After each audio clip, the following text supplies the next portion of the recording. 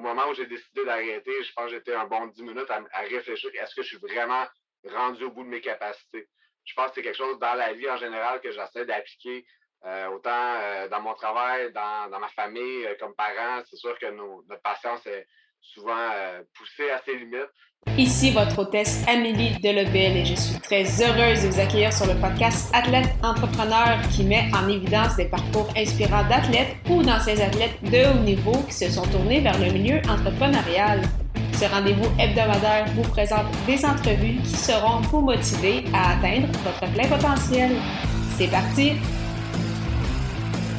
Bonjour, je suis très heureuse de vous accueillir sur mon podcast Athlète Entrepreneur pour cet épisode 144 sur être dans la meilleure forme de sa vie avec Éric Martel de Objectif Santé. Avant de vous parler de mon invité du jour, je voulais vous présenter Athlete Nation. Si vous achetez vos suppléments et vêtements pour sportifs tout en encourageant une entreprise sociale canadienne qui remet 20% de ses profits aux athlètes, Athlete Nation est le choix tout désigné. Profitez de 10% de rabais au amiedelebel.com/Athlete Nation avec le code promo AE10, AE majuscule 10. Lors de ce 144e épisode, j'ai le plaisir de discuter avec Éric Martel, un grand sportif depuis son plus jeune âge qui a fondé son entreprise Objectif Santé il y a quelques années. Son but, aider les gens à être dans la meilleure forme de leur vie et surtout garder leurs bonnes habitudes. Sans plus attendre, je vous laisse à cette belle entrevue. Bonne écoute! Alors, je suis actuellement avec mon invité du jour, Éric Martel. Salut Éric, comment ça va? Ça va très bien, toi?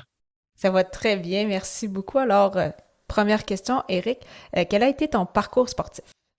Oui, en fait, j'ai commencé la course à pied il y a une dizaine d'années environ. C'était un défi d'un ami qui m'a dit, écoute, dans 5 semaines, il y a un 10 km au Marathon de Montréal, on participe dessus. Les deux, on s'entraînait déjà pas mal, puis on a décidé de se lancer le défi sans vraiment savoir ce que ça représentait. Puis de là, en fait, j'ai rapidement escaladé à des demi-marathons. Puis il y a peut-être 5 ou 6 ans, je me suis mis au triathlon. Bref, j'ai toujours essayé de repousser mes limites. Puis jusqu'à tout récemment, là, participer au Canadaman, qui est un triathlon extrême. Donc, ça a été ma dernière réalisation. Et c'est quoi un Canadaman pour ceux qui connaissent un peu moins les distances de triathlon?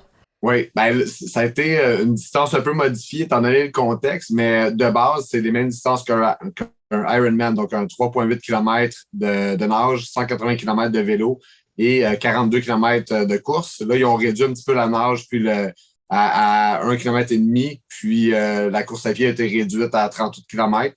Ça se passe dans les côtes de Mégantic, donc qui est assez abrupt, à 4000 mètres de dénivelé. Puis avec une partie du parcours qui est en sentier aussi, là, donc question de rajouter au challenge. Quand même, mais super intéressant. Puis, c'est quoi que tu dirais qui a été ton plus grand défi sportif jusqu'à présent, puisque tu en as retiré?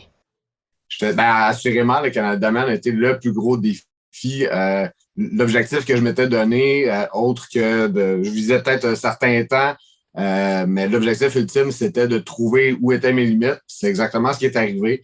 Donc, j'ai pas complété cette épreuve-là. C'est la première fois que je complétais pas une course, mais je sais que je suis allé vraiment au bout de mes limites. C'est vraiment ça que je voulais. Donc, le prochain objectif d'ici quelques années sera de voir si je peux aller un petit peu plus loin, en fait. C'est super intéressant. On voit justement à quel point tu aimes beaucoup l'activité physique. Puis c'est d'ailleurs ça qui t'a poussé à fonder ton entreprise Objectif Santé. Donc, où est-ce que c'est venu, en fait, cette idée-là? Comment ça s'est créé? Puis c'est quoi exactement, en fait, les services que tu offres? Oui. C'est un drôle de parcours. En fait, il y a 5 ans, j'étais en surpoids, je cherchais une façon de m'aider. J'avais toujours contrôlé mon poids plus avec l'exercice physique. Puis je voyais que c'était pas possible de maintenir. Je devais m'entraîner à des niveaux vraiment très intenses. Puis c'était pas réaliste de garder ça à l'année longue. Et j'ai vu mon père faire des diètes, des fameuses diètes yo-yo. Donc, je voulais éviter ça à tout prix. Je suis tombé sur un distributeur Herbalife qui est devenu mon coach par la suite. Donc, je me suis lancé en tant que client. J'ai eu des super beaux résultats. J'ai perdu une 40aine de livres en dedans de moins d'un an. Puis là, j'ai fait, OK, clairement, ça marche. Clairement, je mange normalement. Je mange à satiété. Puis, j'arrive à contrôler mon poids. Merveilleux. Et puis de là, ben c'est sûr que lui il m'a parlé de l'opportunité de devenir distributeur. Je me suis dit, bon, j'ai l'opportunité de redonner ce que moi j'ai eu à d'autres personnes, puis d'aider les gens à être en meilleure santé. Donc, c'est quelque chose qui me tenait déjà beaucoup à cœur. Oui, ça fait longtemps que je fais de l'activité physique, donc c'est logique pour moi de combiner les deux. Oui. Puis c'est quelque chose vraiment qui est en progression depuis. Mes objectifs on peut changer au fil du temps. Puis au début, j'avais pas vraiment de vision où est-ce que je voulais aller. C'est plus, j'ai une opportunité, je vais le tenter. Puis au fil des années, j'ai vu un peu les possibilités où ça pouvait m'amener. Puis aujourd'hui, c'est encore un sideline en bon français, mais c'est quand même quelque chose que je sais que je veux pousser plus loin, puis éventuellement en faire un emploi à temps plein. Donc, c'est un peu dans cette direction-là. Donc, les services que j'offre, en fait, c'est du coaching, c'est du support aux gens qui veulent qui veulent soit perdre du poids, prendre la masse musculaire, avoir une meilleure digestion, meilleur sommeil. Il y a plein d'objectifs qu'on peut atteindre avec une meilleure alimentation, des suppléments qui sont adéquats pour chaque personne. Puis après ça, on va promouvoir un lifestyle sain et actif. Là. Donc, c'est sûr que l'activité physique fait partie aussi de ce que je vais pousser pas mal. Puis tu dis que c'est pas encore officiel, c'est tout un autre travail à temps plein actuellement. Puis dans le fond, ça, tu fais ça un peu parallèlement à ton travail, donc ça doit faire quand même des bonnes semaines. Oui, ça fait des pas pires semaines, effectivement. Donc, papa à temps plein, j'ai un travail à temps plein, puis j'ai ça à côté. C'est vraiment quelque chose que je fais parce que j'ai découvert cette passion-là d'aider les autres, puis le côté de la santé qui était vraiment pas dans mon domaine. Je suis quelqu'un de TI à la base, donc vraiment aucun lien entre les deux. Non. Mais j'ai eu cette opportunité-là, j'ai un peu découvert, j'ai eu la piqûre. Donc, ça vaut la peine. C'est quelque chose que je fais vraiment en m'amusant. C'est pas un travail. C'est certain qu'il faut consacrer du temps, il faut mettre de l'énergie. Mais je pense que la clé, c'est vraiment de s'amuser. Puis c'est quoi que tu dirais que tu aimes le plus justement de ce côté un peu plus entrepreneurial que tu développes depuis les dernières années? Euh, je dirais qu'une des choses que j'aime beaucoup, c'est vraiment les résultats. Donc, c'est avoir quelqu'un qui, justement, va me dire, hey, c'est fou, je me sens tellement mieux, je viens de commencer il n'y a pas longtemps. Puis, tu sais, d'avoir ce feedback-là, ça, c'est quelque chose que j'adore. Donc, c'est certain que ça me pousse à aller plus loin. Le côté plus entreprise en tant que tel, là, c'est certain que c'est encore un peu le parallèle avec le sport. L'objectif de me dépasser à chaque fois. Je suis quelqu'un à la base qui est assez introverti, qui n'est pas porté à aller vers les gens. Fait que là, je dois absolument me sortir de ce mode-là, puis m'habituer à aller vers les gens, parce que c'est sûr que c'est rare que les gens vont juste m'interpeller puis dire est-ce que tu peux m'aider? Donc, il faut vraiment ouvrir cette discussion-là. Donc, c'est une façon justement de repousser mes limites. C'est super intéressant. Puis justement, pour développer un peu ton entreprise, est-ce que tu utilises les réseaux sociaux? Parce que là, on sait que depuis un an et demi, là, c'est sûr que des événements en présentiel, c'est un peu plus difficile. Donc, c'est ça que comment tu trouves cet aspect-là, justement, de développer son entreprise? Exactement. Ben, avant pandémie, on avait ce qu'on appelait ce qu'on appelle les fit clubs. Donc, c'est un endroit où on donnait des entraînements style bootcamp. C'était vraiment la porte d'entrée. Mm. Donc, moi qui est quelqu'un qui aime beaucoup le sport, c'était comme la façon idéale. C'est certain que là, avec la pandémie, on est en mode à distance, le télétravail, les Zooms, etc. Donc, c'est sûr que les réseaux sociaux ont pris le dessus. C'est certain que moi qui aime beaucoup parler aux gens, j'aime plus la formule présentielle. Par contre, on s'adapte, on s'ajuste. Je suis pas super bon encore avec les réseaux sociaux, bien que je les comprends bien, mais le côté création de contenu, c'est un aspect que je dois encore m'améliorer, mais de jour en jour, on travaille là-dessus, puis c'est un beau défi. Oui, justement, je te suivais depuis déjà un certain temps sur Instagram. Donc, comme tu le dis, le travail constant avec la création de contenu. Puis, tu dirais que ce serait quoi, en fait, tes objectifs pour les prochaines années, tant au niveau personnel, peut-être justement, t'en parler de nouveaux défis sportifs, mais également avec ton entreprise Objectif Santé. De façon personnelle, sportive, je suis un peu en train de me positionner pour les prochains mois, disons la prochaine année. J'ai pas encore d'objectif clair, mais je sais que je veux retrouver un équilibre un petit peu plus parce que la dernière année, avec l'entraînement pour le Canada Men, c'était clairement assez extrême. Mais c'est ça, c'est plus retrouver un certain équilibre dans mon entraînement. Côté entreprise, présentement, mon objectif, c'est justement de réaligner un peu plus ma clientèle cible vers des athlètes. Donc, le côté perte de poids, c'est quelque chose qui me tient à cœur. Je veux encore aider des gens de ce côté-là. Mais j'ai un intérêt d'aller chercher justement des coureurs, des triathlètes, puis de dire, ben, est-ce que je peux aider ce public cible-là pour avoir non pas une perte de poids nécessairement, mais peut-être un gain de performance. Donc, c'est un autre créneau que j'aimerais ouvrir un petit peu plus. Là. Puis, c'est ça, il y a une question qui vient de m'arriver. Justement, tu parles d'activité physique, bon, l'important des habitudes, perte de poids.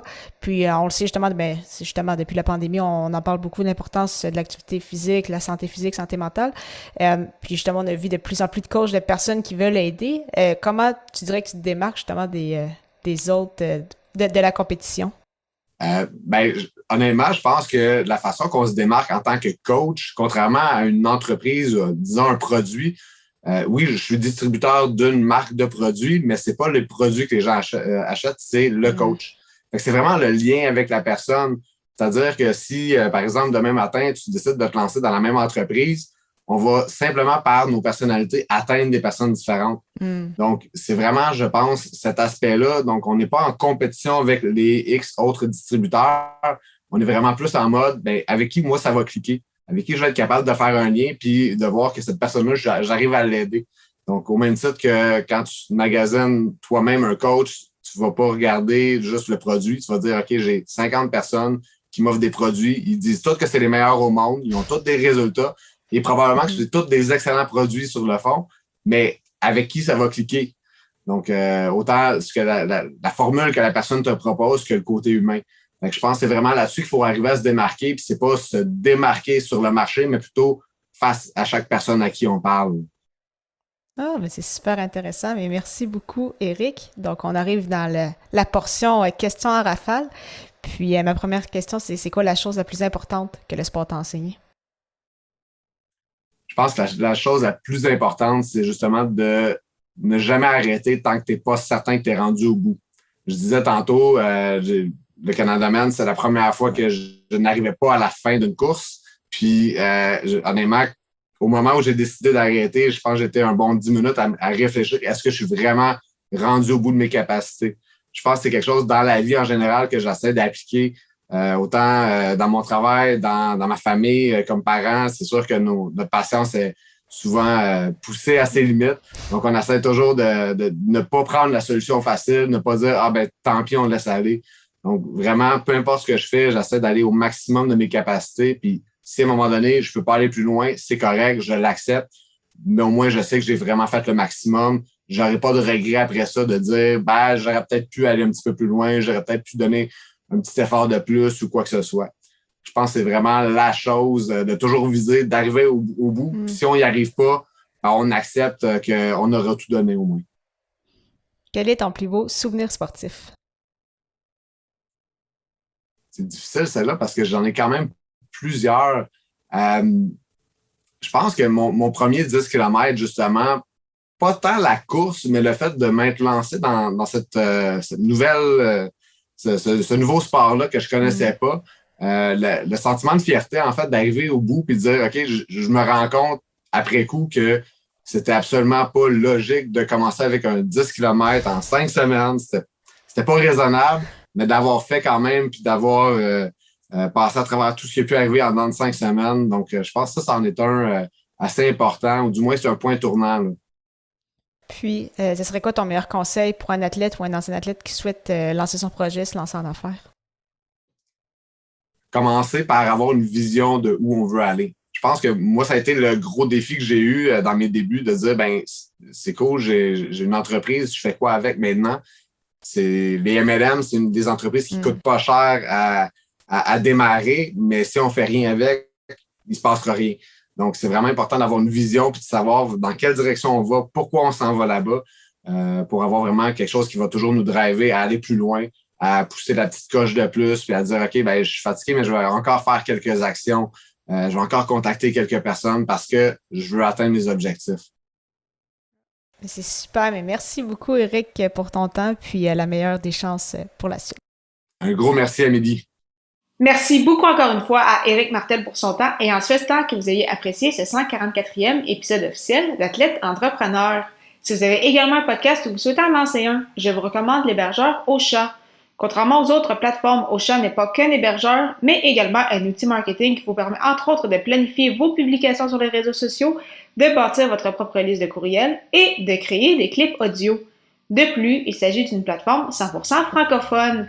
Pour l'essayer à votre tour, profitez d'un essai gratuit de 2 semaines au amidelabel.com/Ocha, AUSHA. Je vous donne rendez-vous la semaine prochaine pour mon entrevue avec Gabriel Roberge, un hockeyeur qui a déjà quelques projets à son actif. Ne manquez pas ça!